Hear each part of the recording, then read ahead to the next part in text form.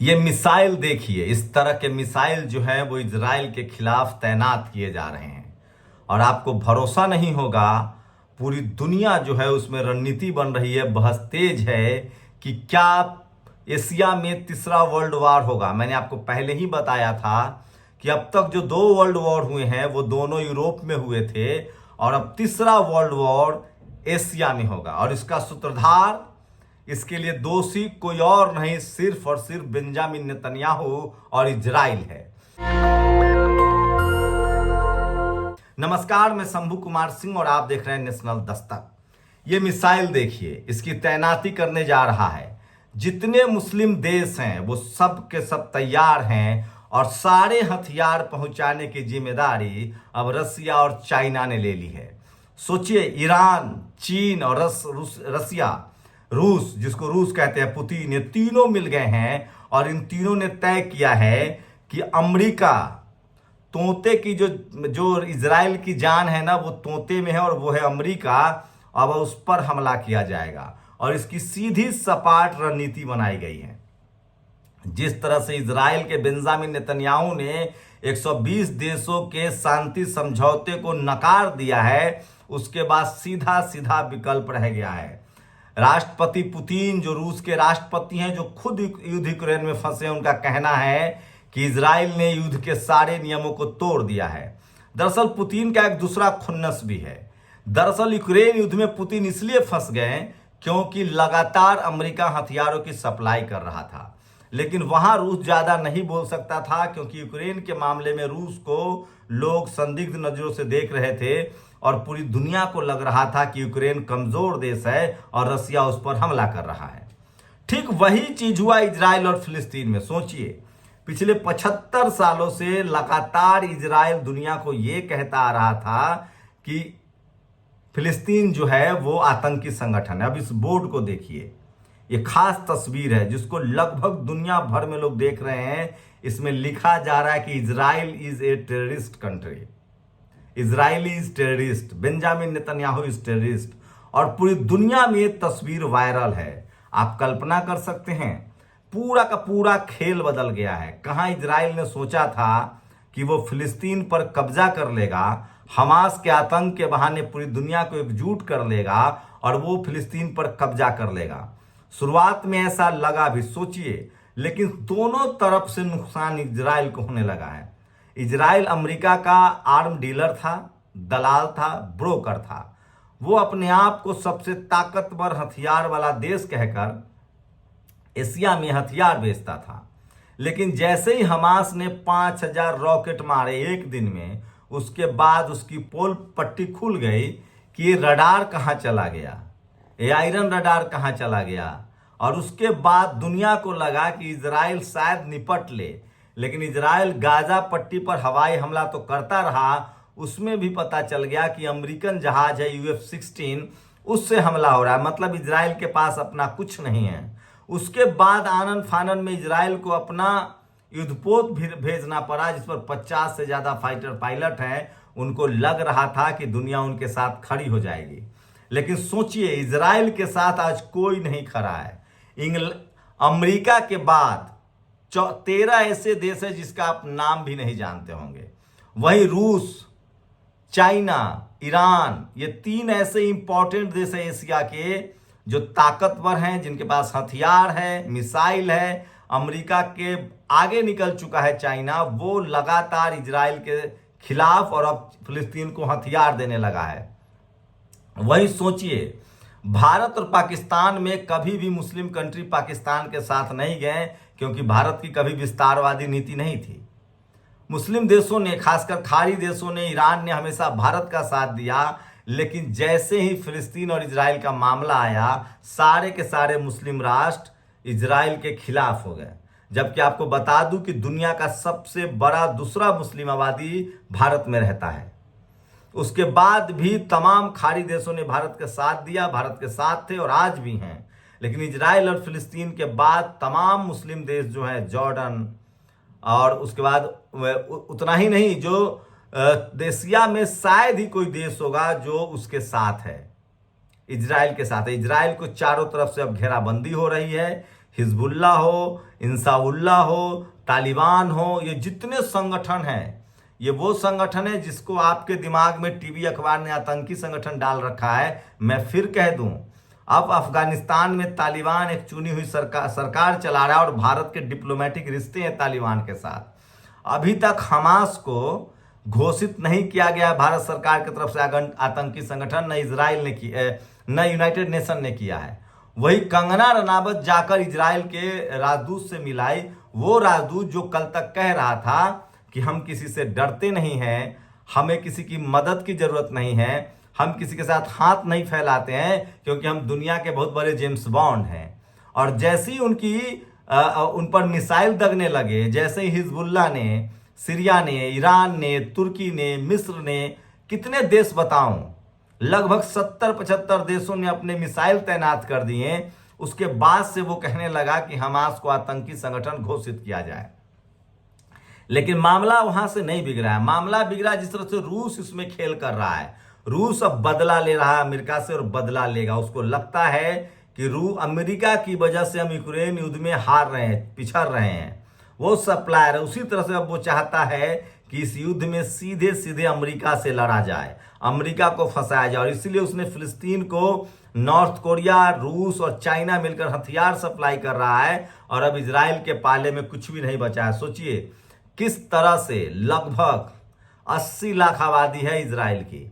वहीं Benjamin Netanyahu की भी पकड़ ढीली हो रही है, जनता में नाराजगी है। तल अवीव से लेकर देश के तमाम हिस्सों में प्रदर्शन हो रहे हैं और दुनिया भर में किरकिरी हो रही है। आज इजराइल के साथ अमेरिका के अलावा कोई नहीं खड़ा है। इंग्लैंड बैकफुट पर जा चुका है, फ्रांस बैकफुट पर जा चुका है, जर्मनी बैकफुट पर जा चुका है। सबको लगता है कि इजराइल ने अपने जमीन कब्जाने के लिए इस तरह की नीति अपनाई है और वो अत्याचार कर रहा है। सोचिए अगर सोशल मीडिया ना होता तो ये ना होता। भारत की मनुवादी मीडिया कैसे इजराइल गई थी और वो फिलिस्तीन को दोषी मान रही थी, वहीं से यहीं इजराइल में बैठ के इन्हीं का बमबारी दिखा रहा था। भले गाजा पट्टी को बर्बाद कर दिया गया, लेकिन सोचिए इजराइल के मन में कितनी बेईमानी है, वो किस तरह से जमीन पर कब्जा कर रहा है। पहले उसने कहा इजरायलियों को कि वेस्ट बैंक की तरफ चले जाओ, अब वो वेस्ट बैंक पर भी हमला कर रहा है जहां दूसरी सरकार है। इसका मतलब है कि इजराइल के मन में है कि वो कब्जा करना चाहता है। वहीं अमेरिका भी अब इजराइल को समझा रहा है कि भैया जमीन पर मत उतरो, टैंक पर मत जाओ, तुम नहीं निपट पाओगे, क्योंकि अब चीन, रूस और ईरान ने हथियार सप्लाई करने शुरू कर दिए। वहीं ईरान ने 200 मिसाइल तैनात किए हैं उन हवाई अड्डों पर बरसाने के लिए, उन युद्धपोतों पर बरसाने के लिए जो अमेरिका का है। अब अमेरिका शगुफा छोड़ रहा है कि मेरे पास दुनिया का सबसे बड़ा एटम बम है। लेकिन एलन मस्क जो हेड है, उन्होंने कहा है कि अगर मुझे पूरी जानकारी है, पुख्ता जानकारी है कि हम वर्ल्ड वॉर की तरफ बढ़ रहे हैं और चीन, रूस और ईरान ये तीनों अमेरिका पर हमला करने को तैयार बैठे। आपको बता दे एलन मस्क के पास न सिर्फ गाड़ी की फैक्ट्री है, वो स्काई नाम से अपना इंटरनेट भी और उनका अपना सैटेलाइट भी है। स्काई के नाम से अपना सैटेलाइट है और वो पूरी दुनिया पर नजर रखता है कि कहां क्या हो रहा है।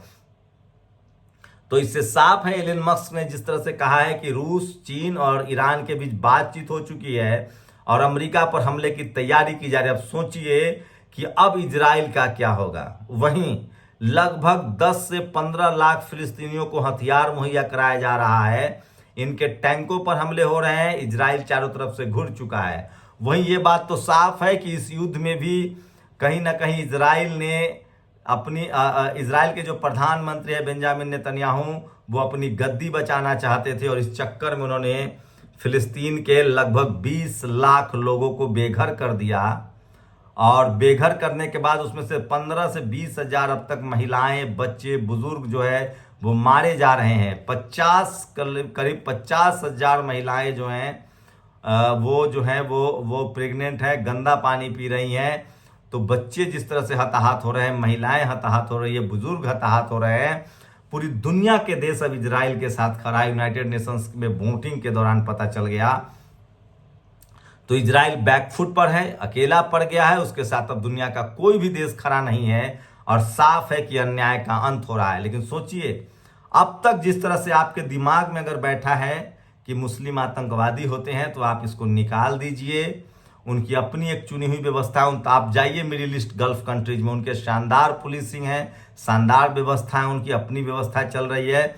लेकिन अब और जिस तरह से वो एकजुट हुए हैं इजराइल और फिलिस्तीन के मामले में, साफ है कि ये लोग एकजुट हैं और इजराइल के मंसूबों पर पानी फिर गया है और फिलिस्तीन कब्जा करने का जो उसका मंसूबा था वो उलट पड़ रहा है। और अब हो सकता है कि इजराइल को 1975 से 75 साल पहले 1947 के आसपास जो मैप था उसमें सिमटना पड़े और जो हताहत होगा सो वो अलग। लेकिन तमाम मुस्लिम राष्ट्र रूस, चीन और ईरान तय कर चुका है कि अमेरिका को सबक सिखाना है और इजराइल के चक्कर में अमेरिका फंस गया है। और अब तमाम देशों को लगता है, मुस्लिम देश पहले भी अमेरिका से नाराज थे, जिस तरह से इराक पर बमबारी हुई, अफगानिस्तान पर बमबारी हुई, उसके बाद लीबिया में बमबारी हुई, तो मुस्लिम देशों को लगता है कि अमेरिका जो है वो दबदबा बनाता है, उसकी जो बाबाशाही है वो नहीं चलनी चाहिए। और पूरी दुनिया में मुसलमान नाराज हैं ऑलरेडी अमेरिका से।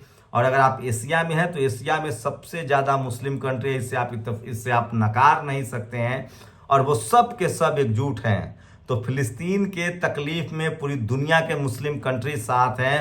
दुनिया का शायद ही कोई ऐसा देश हो जहां प्रोटेस्ट नहीं चल रहा है। और इस प्रोटेस्ट ने साबित कर दिया है कि फिलिस्तीन के साथ पूरी दुनिया है और इजराइल अलग थलग पड़ता जा रहा है। सवाल है कि इजराइल अब लगातार टूटे हुए घरों पर बम गिरा रहा है और अब 1 या 2 दिन में हमला शुरू हो जाएगा अमेरिका पर, अमेरिका के युद्धपोत पर। अमेरिका के उन तमाम 13 ऐसे देश हैं खाड़ी देशों में यानी एशिया में जो अमेरिका के अड्डे हैं। जैसे ही अगर इजराइल ने बमबारी नहीं रोका तो अब अमेरिका के जो सैनिक ठिकाने हैं वहां हमले शुरू हो जाएंगे और उसके लिए बाकायदा तैयारी हो चुकी है चीन, रूस और ईरान की। तो इजराइल के साथ साथ अब बमबारी जो है चीन, रूस और ईरान जो है और तमाम वो कंट्री, चाहे तुर्की हो, चाहे आपको बता दें मिस्र हो, चाहे इजिप्ट हो, या इन तमाम लोग कंट्री जिनके पास उन्नत मिसाइलें हैं, टैंक है, जिनके पास फाइटर प्लेन है, 1 से 2 दिनों में अगर इजराइल, अभी भी लास्ट वार्निंग उसको दिया गया है कि युद्ध रोक दो, शांति समझौता मान लो, लेकिन आज इजराइल ने मना कर दिया है। 2 दिन का लगभग उसको मोहलत है और उसके बाद पूरी दुनिया के लोग जो हैं वो पहले ही इजराइल से नाराज हैं और एक साथ लगभग 60 से 62 देश इजराइल पर बमबारी शुरू करेंगे। उसके बाद अंदाजा लगाइए कि क्या होगा। तो इजराइल ने इजराइल के बेंजामिन नेतन्याहू ने अपनी गद्दी बचाने के लिए, अपनी सत्ता बचाने के लिए न अपने देशवासियों को युद्ध में धकेल दिया है, न सिर्फ वो फिलिस्तीनियों को मार रहा है, बल्कि उसने एशिया को भी युद्ध में धकेल दिया है और वो भी वर्ल्ड वार युद्ध में। सोचिए इससे क्या होगा। तमाम भारत जैसे देश की अर्थव्यवस्था चौपट हो जाएगी क्योंकि हमारा सारा का सारा बिजनेस खाड़ी देशों से है। तो सोचिए भारत ही नहीं पूरी दुनिया का देश जो है वो आर्थिक चपेट में आएंगे। तो एक सनकी, एक सत्ता लोभी और एक तानाशाह किस तरह से दुनिया को बर्बाद कर सकता है, आप ये देख सकते हैं। सोचिए यूक्रेन और रूस के युद्ध में पुतिन की क्या हालत हुई। पुतिन वो बदला भी लेना चाहता है अमेरिका से और उसको चीन का साथ मिल रहा है और चीन का स्वार्थ ये है कि अगर इजराइल नहीं रुकता है, वो चाहता है कि इजराइल ना रुके और फिलिस्तीन के समर्थन के बहाने वो इजराइल पर बम उपलब्ध कराएगा, बमबारी करेगा और बदले में उसको खाड़ी देश अपना भाग्य विधाता मान लेंगे और उसका बिजनेस और कारोबार और बढ़ेगा। वहीं ईरान का भी पुराना खुन्नस है अमेरिका से और नॉर्थ कोरिया का खुन्नस है अमेरिका से और सारा मुस्लिम राष्ट्र वैसे ही अमेरिका से नफरत करता है क्योंकि तमाम गल्फ कंट्री में वो तेल को भी कंट्रोल कर रहा था। तो इजराइल फिलिस्तीन के वॉर में अगर सबसे ज़्यादा नुकसान किसी को हो रहा है तो अमेरिका को होने जा रहा है। उसकी बादशाहत को अब धक्का लगेगा और रूस, चीन और ईरान मिलकर हमले की तैयारी हो चुकी है, पूरी प्लानिंग हो चुकी है। और ये बात एलन मस्क ने कहा है कि हम वर्ल्ड वॉर की तरफ जा रहे हैं। लेकिन सवाल है कि सिर्फ 14 देश, जिसमें अमेरिका एक मुख्य देश है, बाकी कोई भी अमेरिका और इजराइल के साथ अब तक लड़ने की हामी नहीं भर रहा है। सारे देश अपनी अपनी अर्थव्यवस्था को बचाएंगे और युद्ध में कोई तबाह होगा तो वो अब इजराइल होगा क्योंकि अमेरिका में अमेरिका दूर है, हो सकता है कि अमेरिका की युद्धपोत तबाह हो और खाड़ी देशों में जो उसके सैनिक अड्डे हैं वो तबाह हो, लेकिन सोचिए इजराइल का क्या होगा। तो वक्त बदलते देर नहीं लगती है और इजराइल का वक्त बदल गया है और वो अपनी बर्बादी के कगार पर पहुंच गया है। आप लोग अपनी प्रतिक्रिया जरूर दीजिए कि किस तरह से गरीब मजलूम के साथ अन्याय करने वालों का यही हश्र होता है। शुक्रिया। नेशनल दस्तक की आपसे गुजारिश है कि अगर इसको बचाना चाहते हैं तो नेशनल दस्तक को सब्सक्राइब करने के लिए रेड कलर के सब्सक्राइब बटन को दबाएं, फिर बेल आइकन की घंटी दबाएं। नेशनल दस्तक को बचाने के लिए बहुत जरूरी है कि हर खबर को शेयर करें, लाइक करें, कमेंट जरूर करें।